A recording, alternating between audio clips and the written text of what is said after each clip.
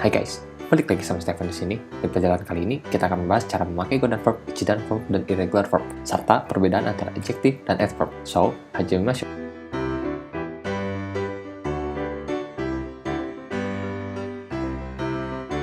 Nah, di pelajaran sebelumnya kita sudah pernah belajar mengenai godaan verb, ichidan verb, dan irregular verb. Nah, kalian pasti sudah mengetahui bahwa ada macam-macam base di dalam verb-verb tersebut. Nah, sekarang kita akan belajar cara memakainya dalam sebuah percakapan. Ini akan gue bagi berdasarkan form dan timeline-nya atau kapan penggunaannya. Untuk bentuk formnya sendiri ada 3 form. Yang pertama yaitu bentuk plain atau normal, yang kedua yaitu untuk bentuk polite atau sopan, dan yang ketiga yaitu untuk bentuk if atau jika. Dan untuk yang berdasarkan timeline atau kapan penggunaannya juga ada 3 form.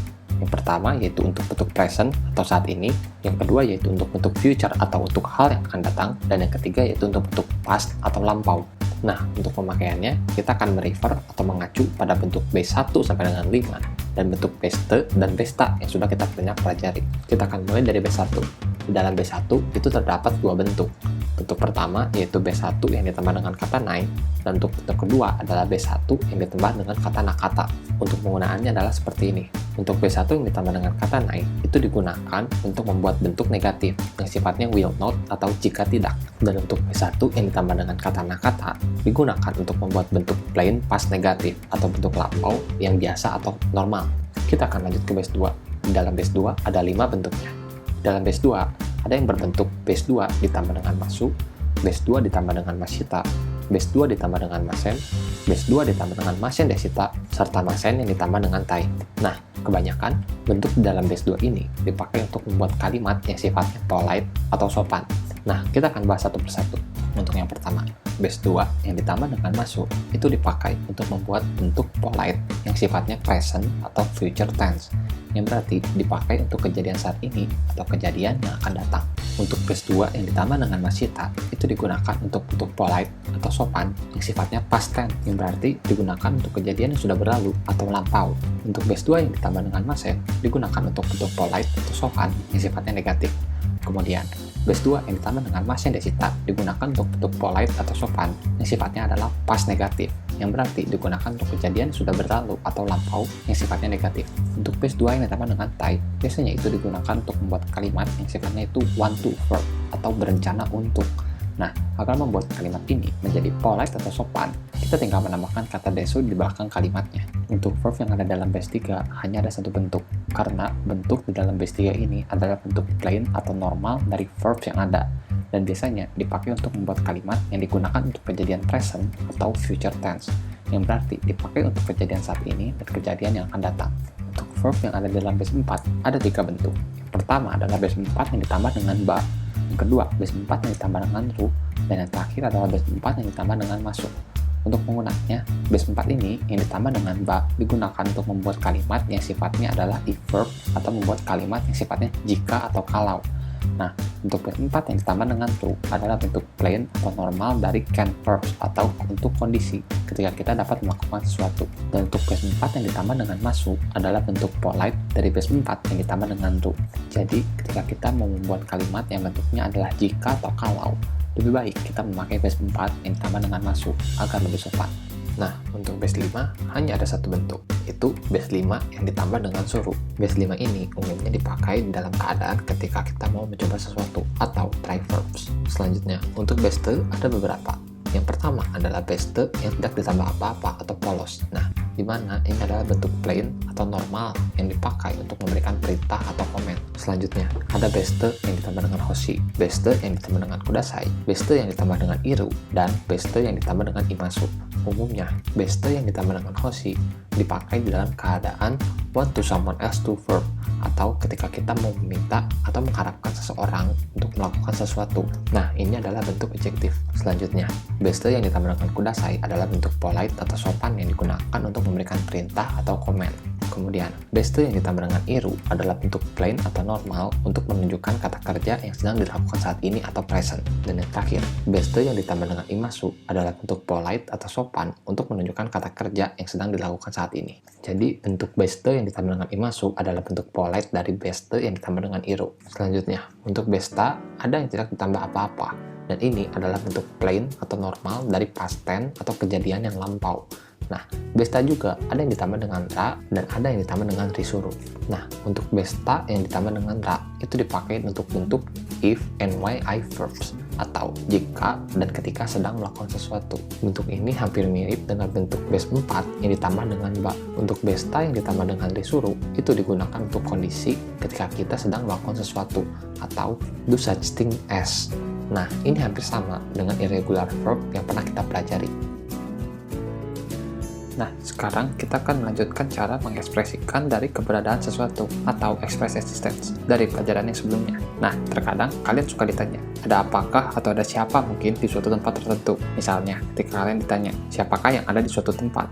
Dan kalian yakin bahwa tidak ada siapa-siapa di situ. Kalian bisa menjawab dengan format seperti ini. Place atau tempatnya, ditambah ni, ditambah wa, ditambah dare, ditambah mo, dan ditambah imasen, yang berarti bahwa tidak ada siapapun yang ada di tempat tersebut. Nah, kalian bisa ganti tempatnya dengan tempat yang sedang ditanyakan.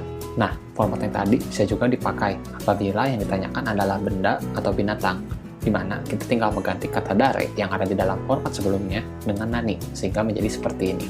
Place, ditambah ni, ditambah wa, ditambah nani, ditambah mo, dan ditambah imasen apabila yang ditanyakan adalah binatang. Kemudian, place, ditambah ni, ditambah wa, ditambah nani, ditambah mo, dan ditambah arimasen apabila yang ditanyakan adalah benda. Penggunaan partikel wa di dalam format di atas itu digunakan untuk menunjukkan topik yang ada di dalam kalimat express existence ini. Nah, salah satu cara penggunaan untuk express existence ini juga bisa dipakai di dalam kondisi seperti ini. Anggaplah, ketika orang yang berbicara atau kita ajak berbicara tentang sesuatu, keduanya sudah mengetahui tentang apa yang sedang dibicarakan saat itu. Di dalam kasus ini adalah ketika kita dan orang kita ajak bicara sudah mengetahui bahwa ada seseorang atau benda tertentu di suatu tempat. Kalian bisa memakai format seperti ini. Person, ditambah wa, ditambah place, ditambah ni, dan ditambah imasu apabila yang dibicarakan adalah seseorang. Kemudian, things, ditambah wa, ditambah place, ditambah ni, dan ditambah arimasu apabila yang dibicarakan adalah sebuah benda. Kedua format ini dipakai untuk menunjukkan lokasi dari orang atau benda yang sedang dibicarakan. Selanjutnya, apabila kita mau bertanya di manakah tempat yang dimaksud atau menanyakan lokasi dari suatu tempat, kita bisa memakai kata doko, sebagaimana yang sudah kita pelajari di pelajaran sebelumnya. Kata doko ini juga bisa dipakai ketika kita mau menanyakan lokasi dari seseorang atau benda tertentu. Kita bisa memakainya dengan format kalimat seperti ini. Person, ditambah wa, ditambah doko, ditambah ni, dan ditambah imasuka, yang dipakai untuk menanyakan keberadaan dari seseorang. Kemudian, things, ditambah wa, ditambah doko, ditambah ni, dan ditambah arimasuka, untuk menanyakan keberadaan dari suatu benda. Contoh penggunaannya bisa seperti ini. Yamada san wa doko ni imasuka, yang berarti where is Mr. Yamada, dan bisa dijawab seperti ini. Yamada san wa yokyositsu ni imasu, yang berarti Mr. Yamada is in the classroom. Contoh berikutnya bisa seperti ini. Honwa doko ni arimasuka, yang berarti where is the book, dan bisa dijawab seperti ini. Honwa sukue no ue ni arimasu, yang berarti the book is on the desk. Kalau kemarin kita sudah belajar yang namanya adjective dan adverb, di mana adjektif dan adverb itu sebenarnya bisa dipakai untuk merubah atau dapat dipakai untuk memodifikasi noun yang berarti kata benda dan verb yang berarti kata kerja. Nah, adjektif biasanya itu dipakai untuk memodifikasi noun atau kata benda, tapi sebenarnya bisa juga dipakai untuk memodifikasi verb atau kata kerja. Nah, untuk kata adjektif yang seperti ini biasanya kita sebut sebagai descriptive verbs atau lebih sering disingkat sebagai DV. Nah, kata adjektif yang termasuk di dalam DV ini sering disebut sebagai true adjective atau e-adjective. Selain descriptive verbs, ada juga cara penggunaan lainnya, dan pada umumnya atau in most cases lebih sering berdiri sendiri seperti layaknya nouns atau kata kerja, tapi tetap bisa dipakai untuk memodifikasi atau merubah noun dan verb. Biasanya kita menyebut adjektif yang seperti ini sebagai descriptive noun atau biasa disingkat sebagai DN, dan biasanya disebut sebagai quasi adjektif atau non adjektif.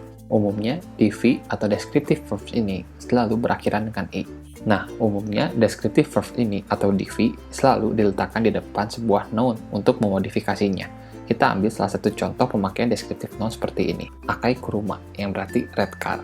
Dalam kata ini, akai itu berarti red atau warna merah, di mana menjadi kata deskriptif dari kuruma yang berarti car atau mobil. Nah, kata adjektif ini bisa kita tafsirkan atau kita artikan ke dalam bentuk lain untuk dirubah menjadi bentuk adverb atau dipakai untuk memodifikasi verb atau kata kerja. Nah, untuk bentuk ini sering dibilang sebagai bentuk true dari sebuah adjektif, di mana mengikuti rules atau aturan sebagai berikut. Ada 4 aturan untuk memakai bentuk true adjektif ini. Yang pertama, kita mengganti i dengan ku untuk memodifikasi atau merubah menjadi bentuk adverb. Nah, sebagai contoh, kata akai yang berarti red atau merah, ini ketika kita dirubah menjadi akaku. Dan apabila kita tambah dengan kata nata, artinya berubah menjadi became red, di mana nata itu berarti became, yang merupakan bentuk past dari kata naru, yang berarti become. Yang kedua, kita mengganti i dengan kata kunai, dipakai untuk membuat bentuk present tense yang negatif, atau membuat kalimat negatif. Nah, contoh kata akai ketika kita rubah menjadi bentuk negatif, menjadi akakunai, yang berarti isn't right, dan biasanya disebut sebagai DV atau descriptive verb.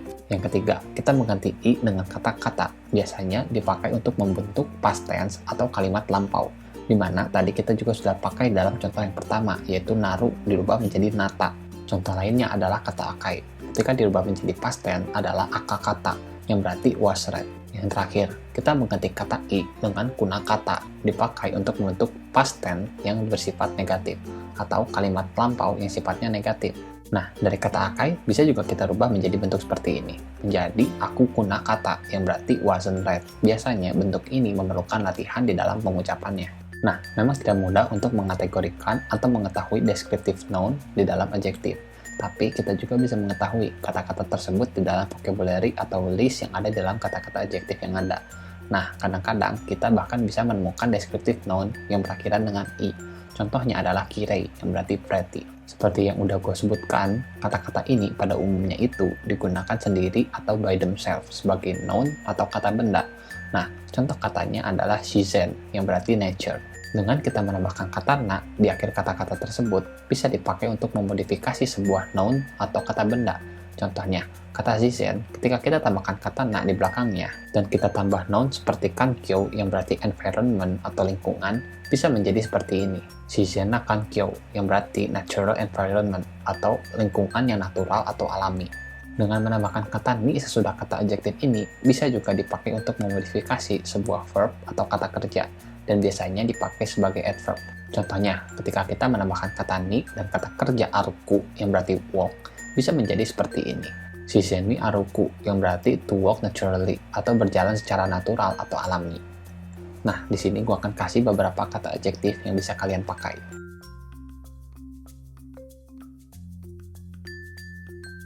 Paling segitu aja dari gue di video kali ini. Jangan lupa subscribe dan like kalau kalian suka video ini.